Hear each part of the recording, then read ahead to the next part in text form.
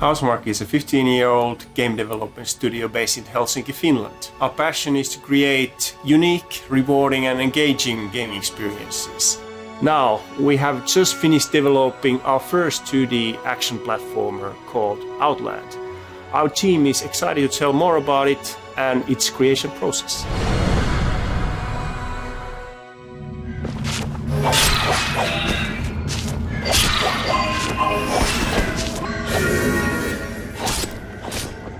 The initial concept behind the game was more like a classic platformer, Indiana Jones type of old school. We just wanted to recreate the 80s adventure platform games.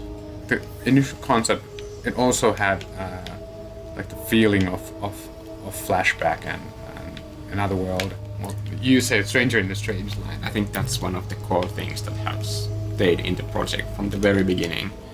The feeling of being lost somehow.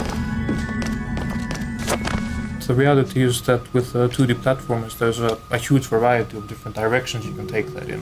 I mean, you have like the more sort of, carefree fun of Mario, you have like the more hardcore action of Contra, you have a bit more exploration and adventure like Super Metroid or Flashback, Another World. It was pretty clear that we had like quite a few influences there from different platformers and shooters, and I think it sort of naturally led to that direction. Just mentioned the word Ikaruga and then like, the duality of it, yeah. Okay, we wanted the animations to look fluid and realistic, but we didn't want to sacrifice responsiveness for that. And that's a really hard thing to do with the controls in this type of game, because at the same time you need weight to feel the immersion and that you're in control of a real person, but also like the bullet patterns, they require really good controls for the player to be able to navigate to these bullet mazes.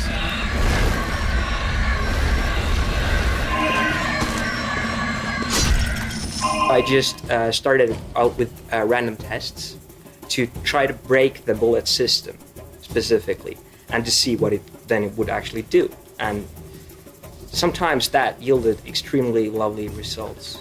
The number of different patterns just kept going up during development. We started off thinking that 128 different patterns would be more than enough, and then we doubled that. Then we doubled it again. Several times during the project, we actually raised the number of active bullets we can have on the screen.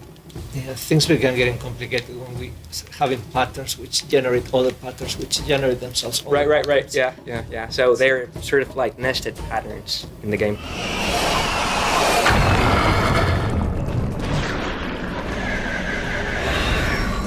All of the levels definitely have their own story, and the bosses of each level, they are pretty much appearing throughout the entire level, and they define the world before you actually meet the boss.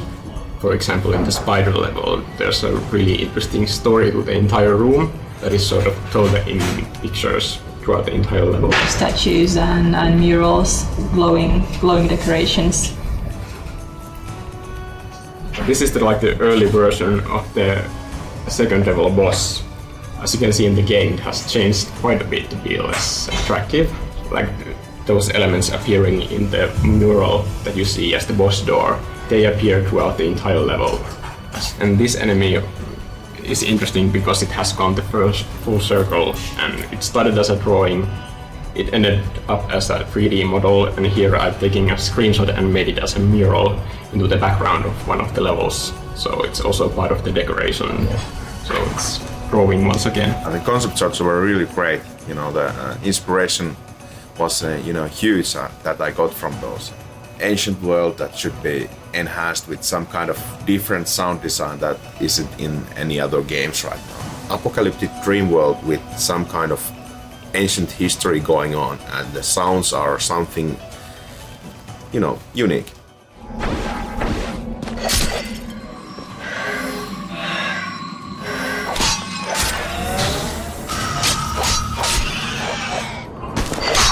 What I found was that many players did not like to wait at all. They were pretty much willing to damage themselves in order to get a bit forward instead of waiting for a while. This game is so dynamic. Yeah, true. just waiting for something to happen is difficult. Yeah. It's physically difficult to stop yourself from moving forward. One of the things I did to determine the time limits on the challenge rooms was to play the controller upside down to get the feeling of how hard each jump and each action would be. Speaking of things that came in late in development but turned out pretty well, the secrets. We went a bit bananas over that. Like Yeah, it started off like 5 secrets and then per chapter, yeah. Yeah, then was more like 5 per level. It just started, and then at the end of the day, it ended up being like pretty much behind every corner there's a secret you might actually find. It's great.